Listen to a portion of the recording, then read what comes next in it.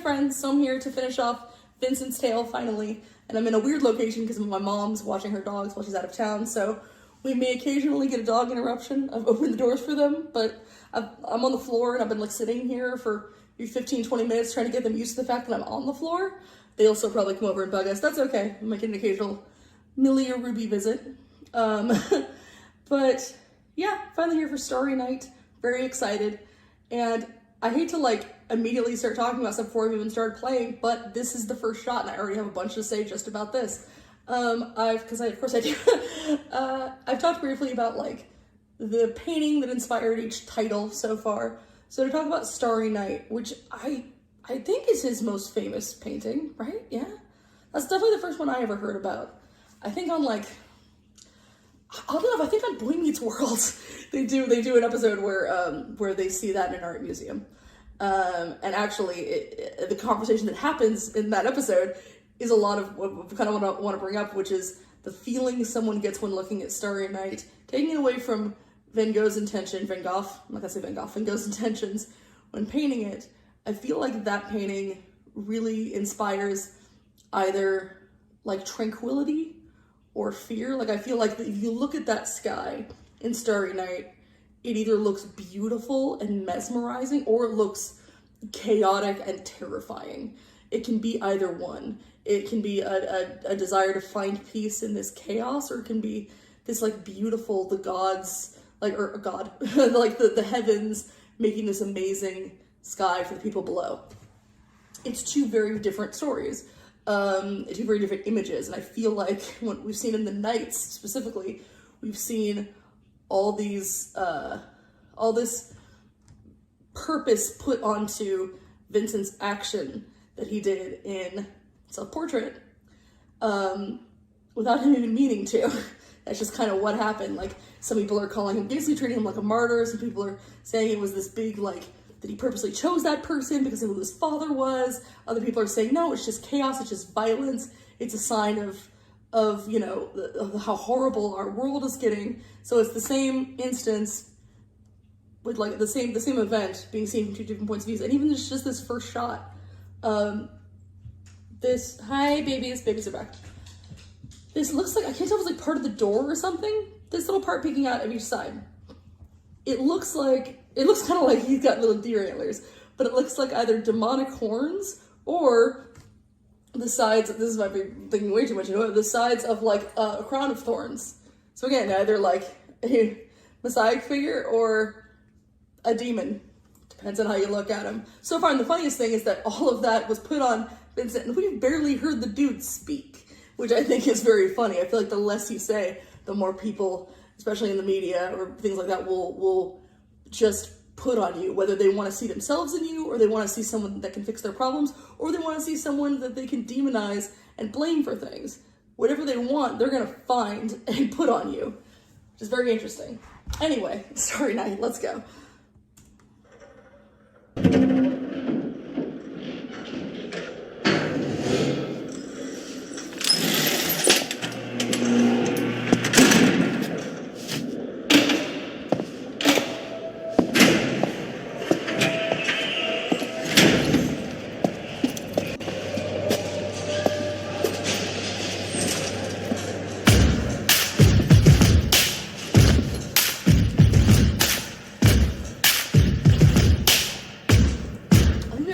To shoot in a prison, though I know from what happened to Ren that maybe it wasn't a great choice. I know there's this whole behind the scenes thing, which I definitely want to watch. I wanted to wait and see this first. If it's something you guys want me to react to, I can.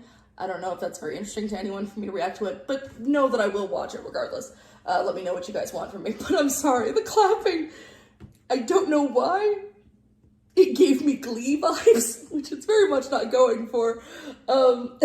It just suddenly felt like I was watching, which not even a lot of clapping, did a lot of humming. Those were their like transitional noises, but for some reason it put me in a Glee space.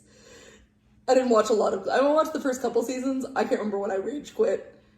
I don't know, but yeah, that show's wild. And very off topic, but I'm sorry, I could not mention that. That was giving Glee vibes.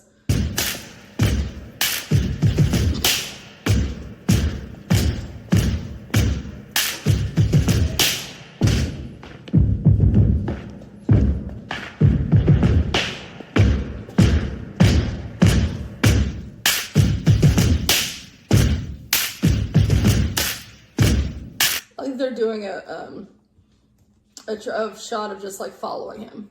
And that's it. We're just watching him go. Because it's not like this whole, like, none of this has been one take, any of these videos. Which I feel like Ren has gotten this. Oh no, self-portrait wasn't it? There might be 1 or 2 cuts in self-portrait. I can't remember. Actually, a few of these have been one takes. I'm gonna shut up. But I like that we're just following him. So, like, kind of walking, like, whether he's walking into a therapy session or some type of thing, or it looks like he's walking into, like, a fighting ring the way he's walking. Ruby, sit. Sit, please. Thank you. Oh, right in my face goes your breath. Thank you for that. Okay. No, if you chill, we can hang. But if you're not chill, then we can't hang. Ruby, sit. Go over there. Go on your bed. Thank you. That's fine. You can lay down next to me. How much thinks I'm talking to her until she's gonna freak out.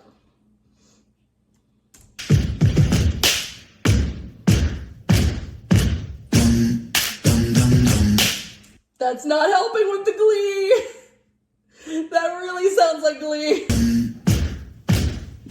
How do I begin? Wait a minute, I know. Step 1, I repent. Step 2, let me go. No, 3, maybe I show you remorse for my crime. Fuck that, let me speak my mind. So allow me to introduce myself to your manifestation of everybody in this room. Ever felt discarded by a system that's regarded to be something for the people, but the people disregarded, it's retarded. Putting all the power in the palms of the heartless. Lions don't care when Sorry. I know I made a face. It's like, I guess we're starting to use that, like, people are starting to use that word more and more again. Maybe they just never stopped and I just wasn't aware of it. It just threw me off to hear retarded. It is funny because I'm curious of how much of this was Vincent. Did Vincent mean from the start? I don't know, because we don't know enough about him. I feel like I find myself wondering, did he always have a point, or did he finally reach a snapping point? And maybe it's both. But the whole thing of he's saying he's like this, this amalgamation of everyone in the room who felt, who felt basically put aside by a system. Was that always his intention, or is he now seeing what people are saying about him and going, yeah, I'll do that? Because that happens too. People just, once they start hearing that they're being made into a symbol, it's like, I can be that symbol. Fuck it. And just adopt that identity. I love that. Step 1, I repent. Step 2, let me go. Like, I'm so sorry. I can go now, right? The amount of serial killers you see getting all into Jesus at the very end. Oh, God. I mean, look at Ted Bundy. Did terrible things to women, and suddenly in the end he's like talking about how porno is evil and can full of crap. So allow me to introduce myself to your manifestation of everybody in this room. Ever felt discarded by a system that's regarded to be something for the people, but the people disregarded, it's retarded. Putting all the power in the palms of the heartless. Lions don't care when chewing on carcass. Homeless levels rise and the politicians pardon. Slave labour wage docking pay for the farmers. Britain, Great Britain, no, you're a slave. Great Britain, tax bracket rise, grow. Give a tax break for a suit and tie on the low. Well, the everyday people getting fucked till they broke, so let me unload, I'm on a roll. I never vote, big in the polls, Britain the road. I never vote. That sounds great so far. This is interesting. I wonder if this is in, I don't know much about real prisons. I've only ever watched TV prisons. I wonder if this is probably a thing that was there already, but it is interesting. Like putting that above the little meeting room so you can look down into it. Also her, like all of them wearing gray and her wearing red. Who to control when there is no they broke, so let me unload. Which can mean a lot of things. Red, it could be aggression, it could be tempting, it could be a bunch of stuff. Or it just could be red, I guess.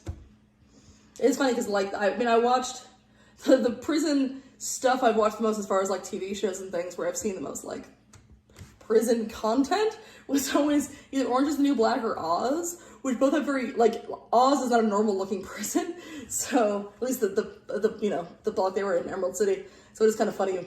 I don't really know what a normal one looks like. The closest I can get, or when I like watch BuzzFeed Unsolved or Ghost Files, and they go to like an abandoned prison. So let me unload. I'm on a roll. I never vote. Big in the polls, Britain the road. Who to control when there is no food in the bowl? It's a low blow. Representatives don't show empathy. Plain to see. Represent me. No soccer. British. It is just so frustrating of just him talking and talking from a British point of view, saying in Great Britain, all these things. And it's also that in America, plus a whole bunch of other stuff. It's just like these countries that claim to be, you know, first world countries, and they've got it all figured out. And they just treat their people like shit because they feel like they can get away with it. So why wouldn't they? Why would they be kind if they feel like they don't have to? Because that's how people are. That's not. I try to believe that's not how people are. But it's how people can be. And unfortunately, it's how people that seem to be in power are, which makes me sad. Representatives don't show empathy. Claim to represent me, no soccer. British break backs just for bread and butter. Fuck the PM, did they stutter? I will say the one thing this is reminding me of also, though I've only heard a couple songs from them so far. I've covered one of their songs, which was, what did I do? Did I do Royal Family? Or Ode to Britannia? Okay, I think I did Royal Family. Is Seb Low, which I gotta listen to more of, because like the 3 songs I've heard I love, and so I gotta listen to more of their stuff. Maybe I have to go react to more of their things. But it's that kind of just very anti-UK government. Hi, Millie. Uh-oh. Another visitor. Hey, babe. Nope. Off you go. Hi. This is Millie. Hi, Millie. That's it? Want to run with me? Let's break backs just for bread and butter. Fuck the PM, did they stutter? In the PM, there'll be bodies in the gutter. Bloodstain. Ooh, good double there with PM and PM. The time and the Prime Minister. Good. Hands milk up poor land's udder. 9 to 5, can't survive away just to work in the job. So when he says blood in the gutter, it just makes me think of like, it's the same stuff's been going on forever, both in songs and in the world, so if there's reason to sing about it. It immediately makes me think of the visuals in Goodbye Blue Sky from The Wall, which I've only ever seen once. I've only ever seen the movie The Wall once, and I've only ever seen that clip once, but I just remember it being really intense. I do remember the end with the blood going in the gutter. Can't provide, it's by design. My hands are tied, I climb that. On this that. How the fuck can I pretend it's fine? The water is never wine. The pig steps to the slaughter. What was that? Fuck can I pretend it's fine? The water is never wine. The pig steps to the slaughter. Before your eyes is for the new world order. I love the water is never wine. I think it can mean a lot of things. The water's never being like, whether it's a place like God's not like in a God abandoned us way. It's just in a thing of like, stop telling me that it is when it's not. Stop telling us that we have more than we have. Except our minds, court of law, a horse who will bend for bribe. All the while, people watch reality TV, sleep easy, wake and repeat the cycle. Are you taking the Michael? Better beat it up, city full of court of law, a horse who will bend for bribe. All the while, people watch reality TV, sleep easy, wake and repeat the cycle. Are you taking the Michael? Better beat it up, city full of sheep tweeting on the social media. Tabloid twisting tails and this causing. I struggle with the whole like the sheeple stuff, because the thing is like it's kind of eye-rolly in a way, just because it's almost a cliche critique at this point.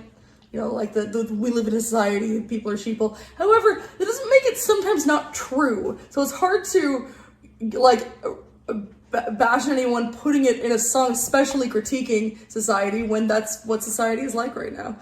Or usually. Yeah, what do you think, Millie? What do you think society's like? You don't give a shit, do you? It's fair. But I do have to admit, like, I'm always kind of two minds. It's just, I don't know. Is anyone else like this? Where it's like, you can't help kind of the slight eye roll that happens of just like, yeah, I get it, we're all sheep. But also it's like, yeah, but like, we are, and that's fair. Mass hysteria, polarize the people, never by the hand that's feeding you. When it comes to war, they'll be calling for you, needing you. Fighting for a cause that wasn't yours, and leaving you. Hyperpolarizing the left and the right. That motherfucker likes saying hyperpolarize. It's not the incorrect word. He just really likes saying it. And hey, it sounds good in his accent. It's true though. They'll respect you if they need you for a war. Which I hate to say it, but at least it's better than it was. I always get heartbroken when I either watch old movies about Nam or see docs, things like that about Nam, where it's like they were forced to go there. People were forced to go there against their will, and then came back and rather like by citizens treated like garbage and like baby killers when they did not want to be there to begin with. Always breaks my heart. You need and you're fighting for a cause that wasn't yours, and even you're hyperpolarizing the left and the right. Are you woke? Are you racist? Black? Are you white? Are you all for the Brexit? Make us with exit. The NHS rots. Where was tax directed? Look, there goes another fucking puppet elected. Dance, little puppet, dance for the neglected. Impunity from true flies come to be expected. Sever had a... Interesting. Oh, Act 2. Okay, so we're moving in time. Trying to figure out what he represented for a second there. If this is a time transition, that's kind of a cool way to do it. If everyone look up toward it and then follow him, that's a cool way to do a time transition. Hydra, two parties resurrected. I didn't know Van Gogh could could spit. Rock on.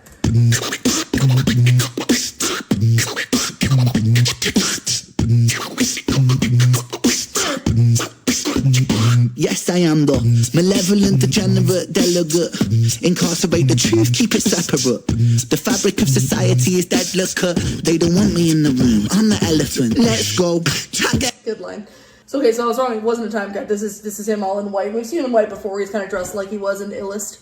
So he is the sick boy entity, I guess. It sounds so silly. I understand how rappers have like names they give themselves. I don't know if they all act out their character all the time because Eminem used to kind of. I think he still does. I haven't listened to Eminem since like a long time ago. I was really into the Marshall Mathers LP. That's about it. But I'm wondering if it's sort of like with Down Below. That was Vincent. That was Vincent in that room with those other prisoners, with the people looking very disapproving of what he's saying. And this is either a grander version of him or a freer version of him, or just sort of not that character, but just sort of an entity, a product of the society that we're talking about. Yes, I was fucked from the get-go. Wrong place and wrong time, guess so. Wrong planet, wrong mind. Guess you could say I was destined to break because I get no satisfaction. I roll stoned, ETAs with ET, I phone home. ETC, don't blink, life is gone. Time don't wait, the show must go on. We got the piggy back. We saw Piggy again, who I think always represents, either both illness and greed. In this case, and I also think he represents sort of that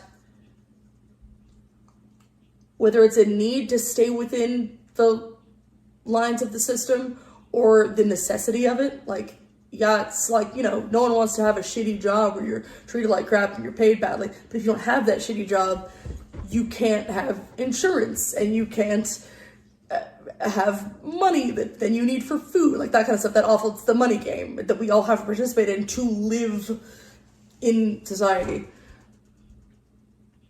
And I'm curious about having like the reason why the Van Gogh lookalike is there, and kind of why I really want to watch behind the scenes if Ryan's talked about why he chose Van Gogh specifically. He talked about being doomed there, and that's something that Ryan's talked about before. Is the sense of doom, and I feel like Van Gogh is someone who felt that as well. Besides just having depression, he's someone who kind of felt predestined to nothingness. He was incredibly brilliant and talented, but he couldn't, is that sort of can't see the beauty that you're creating because it's just nothing but darkness, and the darkness kind of eats at you. And you can go into like, I guess, a system that may have failed him when it comes to like mental health industry, but it's not like there was one back then, but it was not great. I mean, it's not like our current one's great, but that was an extra not great. The history of mental health care is horrific. So, and that's me speaking from someone who really just kind of knows about like the American mental health industry. I don't really, and a little bit about the UK one. I know nothing about the French one, so who knows. But yeah, let me know if Ren's talked about specifically why he chose Van Gogh. Stoned ETAs with ET, I phone home. ETC, don't blink, life is gone. Time don't wait, the show must go on. In London underground, come rain and thunder. Junkies, drunks and punks stung by the hunger. God is good until life push you under. One by one become cold like the tundra. God is good until life push you under. Sure, it's easy to say God is good and that life is a blessing when life is good and you feel blessed. It's harder when it's the other way. Thunder, junkies, drunks and punks stung by the hunger. God is good until life push you under. One by one become cold like the tundra. One by one cast out like pariah. Sever head from body, so body bow to Messiah. Boy cry wolf, everybody soon expire. Oh, go back there. Curious, hang on. By one become cold like the tundra. One by one cast out like pariah. Sever head from body, so body cry wolf, everybody soon expire. Run, little liar.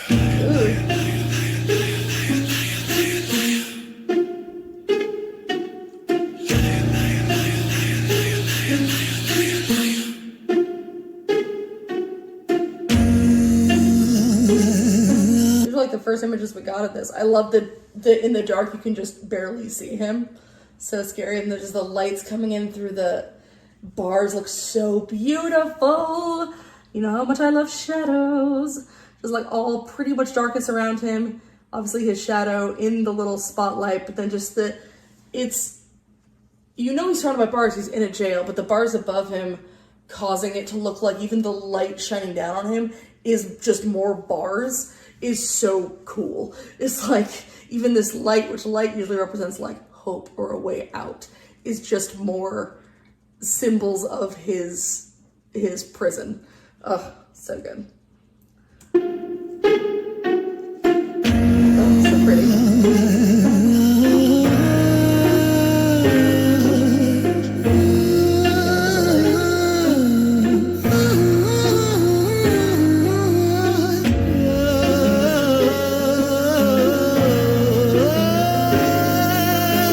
A whole bunch of Dutch angles there where the camera's tilted off.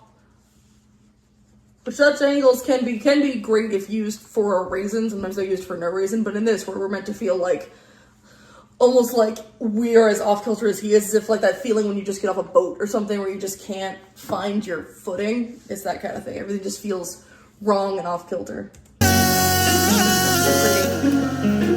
Oh! Look at that, the way that the bars just disappeared there. That was so pretty.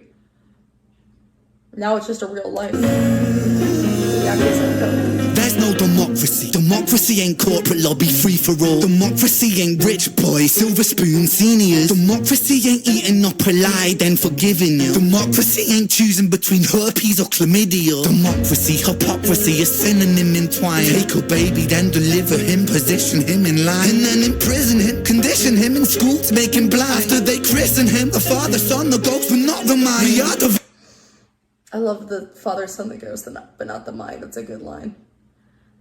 But yeah, I know I've talked about it before, but yeah, it's back to that, the documentary series I brought up, the 7 Up series, of how much of who you become are you at age 7. And they just catch up with people every 7 years. But I think there's a new one coming out this year. I think there is. There is. They do them every 7 years. New one dropping this year, 70 Up. First time the director's not going to be around because he's passed away. But, it's how much of who you become you are at 7. And I think that it's interesting that the kids who, at least certain kids, who were more on the track of like, who were of a certain class, like usually upper class, who were like they kind of had their whole life set out in front of them by school, by their parents. They really don't change much as they get older because they're very much kind of from birth given like, this is your place, this is your role, this is what you do, and they just kind of follow it. And it's exactly what he's talking about. I like the way the camera's moving, that we never like really know where he is coming in. He feels so like, almost like he's in a one of those rotating rooms, even though he's not, where like it feels like he is completely out of control as he would be in the system. Though, because it's in a jail, it's also again reminding me of Oz, because in at least some episodes of Oz, at very least I think the first episode, there's like in the show Oz, there's like a narrator of the show who is one of the prisoners who's like really not, he's kind of a main character, but not especially. But he is the narrator, and he's in a wheelchair, and it will often cut to him in this like negative space inside the prison, and sometimes he'll be like in a little box that rotates like that, like kind of rotates all the way around to make me think of that. After they christen him, the Father, Son, the Ghost, but not the mind. We are divine, we lose potential when we gravitate degree. We are benign, we turn to cancer when we take more than we need. We are designed to be That looked gorgeous. Ah, that's why they found this location. All the people climbing on top out of the darkness. That looked amazing. And talking about, you know, the kind of the horror that is, we are divine beings that are broken by a system. These shadows crawling in, are they shadows crawling in to pick him apart? Or are they people trying to reach toward the light? Gravitate degree. We are benign, we turn to cancer when we take more than we need. We are designed to be magnificent, we waste that when we walk. Starry Night, the plight of Vincent inside cell block 44. I love that line. Gravitate degree. We are benign, we turn to cancer when we take more than we need. We are designed to be magnificent, we are designed to be magnificent. I think that's lovely. I think that's incredibly lovely, and it shows that as much as Ren can see the flaws in people and in systems, he still believes that people can and would do better if given opportunity. And that's what I think is lovely. Oh, that looks so pretty. waste that when we walk. Starry Night, the plight of Vincent inside cell block 44. I fought a war inside myself, the war of every working man. The war of what's and why's and how's, and when's the time to take a stand? And who's the one to put me in my place? You, or is it God? It's compliance, staying silent. If defiance comes from love, I come from love. I come from hope, I come from truth, I come from trust. I am the last remaining push inside a world that turns to dark. Isn't that interesting? So they're talking about I am love, I am hope, as he's walking through a riot. He's walking through violence. And it's the question of, is the violence, is he a symbol of the necessary violence to get out of the system? Or is it I don't know. The people so determined all to die, and for what? Love of power, love of money, love of ego, love of lust. What about love for the sake of love? What about really loving us? But I mean really loving us. That means that I, the me, myself is you, and so we're we in one. And there's never separation while we're moving round the sun. For the cell of every sentient, it shares a single song. That's the song of sweet creation. Do you hear the minstrel strong? There's so much right now talking about in religious symbolism. I don't know if those are supposed to be more divine beings reaching down or just other people reaching out for a connection.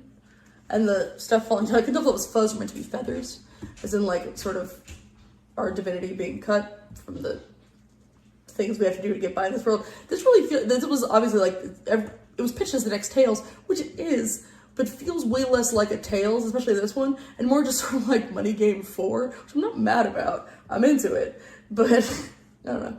There's more to music, life is music, music is the tongue in the mouth of Mother Earth, and her heart beating is the drum. Hear it, hear it, hear it. That's that thunder in your chest that lets you know that you belong. We are one, we are one, we are free to one song. Something better, yet reset so we can all live on. That is interesting because there's talking about the God stuff next to the Mother Earth stuff. I think it transcends religion or anything like that, and more of just he believes in an innate knowledge inside yourself that all people should be equal and all people should help each other, which is a lovely thought and one I want to be true. And so I hope it will be. I hope it will be. Again, as like they're singing this song of like bits of hope while doing horrible things. So it's the question of, are we meant to look at their words or their actions, look past what they're doing, or are we not meant to think of these people they're pulling as police officers and more as tools of a system? Because if you get peace with violence, then did you get peace is the question. I don't know. I don't do philosophy. I have no idea. Now let me be clear. I know nothing of philosophy. I'm just babbling.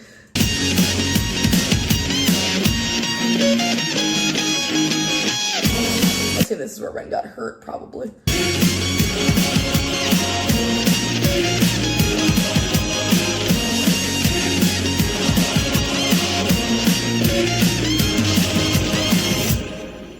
Vincent! Vincent! Vincent! Scary man's back. Oh good, he's waking up. Vincent, dear boy, I can feel your frustration, but you're in very safe hands here now. Please be patient. You see, we are the cuts. Oh god, that sound is awful. Ooh. It's great because it hurts your ears a little bit. It's both showing how disoriented Vincent is, but also sort of the static mechanical horrors of this doctor that I think wasn't he the one that had like the game show for lobotomies? Look, it's High Ren Part 3 if you count Cujo Beatdown. And I mean, like, obvious symbolism of Ren playing both the oppressed and oppressor here, of like playing the product of the system and also the thing that helps shape people for the system. Because that's a lot of it is, you know, you end up kind of creating your own prison and creating your own hell. Boy, I can feel your frustration, but you're in very safe hands here now. Please be patient. You see, we are the cutting edge rehabilitation. Don't you feel so excited for this new innovation? Oh God, what the fuck, man? I think I wanna leave. Oh, leave? I'm afraid that that's impossible, see? You see, we're part of a new program. It's a government scheme. We're making gentlemen from criminals, and that's what you'll be. With a brand new method, the sort of charge and test. Like Hogwarts Godson, you'll be resurrected. What the fuck you on about? What kind of brand new method? Well, we take the frontal lobe and we kind of dissect it.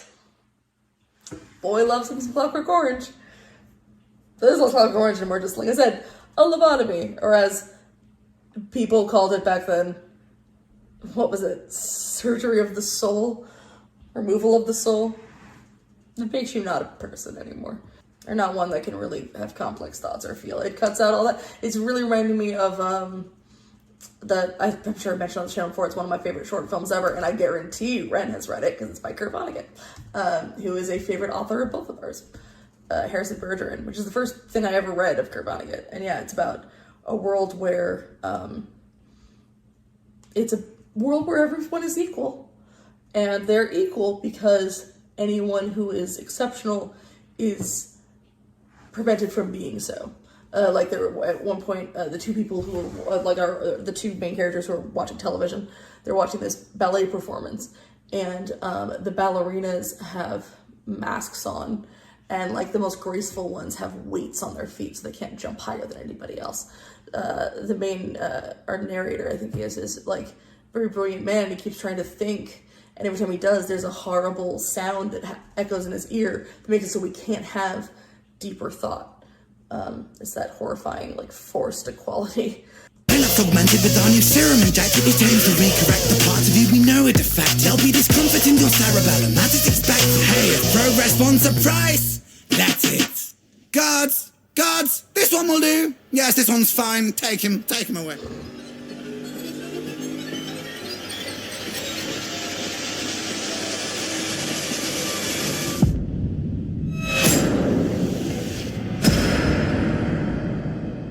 Is that the end?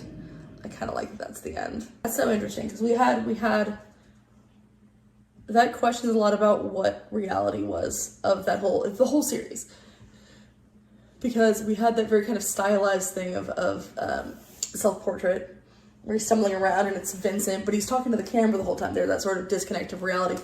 He kills that guy. And then we see the reality of him in court where he's kind of not saying anything, was kind of confused, and then this whole episode, which was kind of seemed like to a degree in his head, of this being this grand figure, being someone that broke out of the monotony and broke out of the building rage to create something. Even if it was destructive at first, the hope would be to build something better on top of it. And then in the end, nope, another brick in the wall. That's what it becomes. I kind of liked that. I'm curious what other people think. I have not watched anything of anyone's opinions on it because I was trying to wait until I did. Until like I finish this. I'm curious to go find some reaction people. I try to watch other reactions and I get kind of mad at them sometimes. But this sounds like a dick. I'm not saying I'm the best reactor. The one who I like is what's his name? Mr. Biscuit. I think he's so good. Because he's really, and he comes from a point of view that is very not me. He's a lot more Christian, but he really, really, really looks into the meaning of things. I dig how much he looks into stuff. And looks for symbolism and things like that. So there we go. That was Starry Night. If we're comparing it to other tales, I like, Jenny and Screech more. If we're comparing it to this series, my favorite might still be Sunflower, just because I really, really, really love how that song sounds. Not lyrically, I think this was maybe the most interesting. This one has some really interesting lines, but I just adore the way that Sunflower sounds. And there we go. I know that like I've missed a bunch of Ren stuff. He's got a ton of stuff out with Chris Webby that I really, really want to get into. So I have to go watch those as soon as I can. Because I heard the first like 3 seconds of like the first note basically of Down the Road, and I'm like, I want to listen to that because it sounded so pretty. There we are. This was a little more babblier than usual, I feel like, because I was like dogs, and there was just like so much interesting philosophical conversations to have that I feel like I'm not equipped to have. So I hope that this was remotely coherent, but even if not, oh well, it's out there. Thanks so much for joining me, guys, and I will see you next time. Bye, everybody.